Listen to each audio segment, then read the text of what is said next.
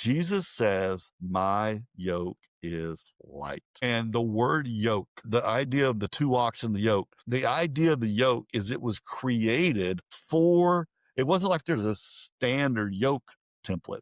It's created for that ox. If God knows you, he shaped the yoke for you.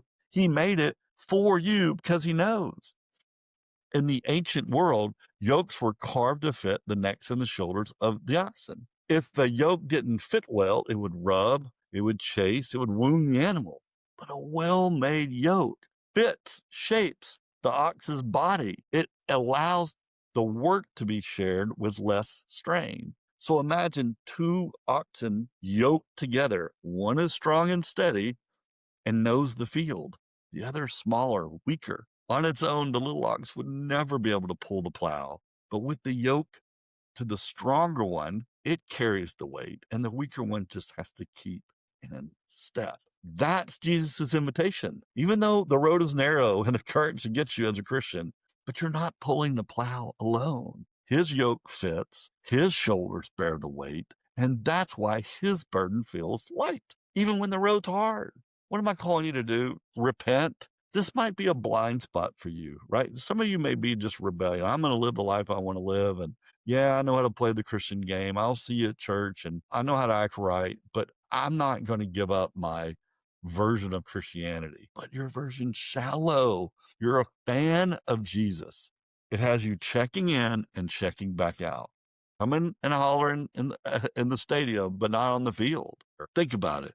Would you take $100 bill over a prayer? You chase what the world chases, then you just walk into church, maybe just to check that box. So here's my question, man. Are you a fan of Jesus? Are you on the team? You're wearing the jersey, memorizing the stats, shouting on Sundays, and then back to normal life on Monday. Players take the hit. They trust the coach. They stay in the game even when the score looks bad. Habakkuk's final words are the words of a player, not a fan. Though the fig tree should not blossom, though the fields yield no food, yet I will rejoice in the Lord. That's worship without wealth. That's joy without comfort. That's faith while you're sitting in the dark. Men, especially those of us who are just rebuilding after our divorce, this is your shot at a reset. You can pivot faster than most. Don't waste your time chasing comfort. Build your life forward on the rock of Christ. Repent of your shallow Christianity. Lay down your fan gear. Get on the fields. Get your butts in a healthy church. Stop being a lone wolf. Stop play dating, serial dating. Stop wasting time. Stop measuring your Christianity by the wrong score. Your bank accounts, they mean nothing to God.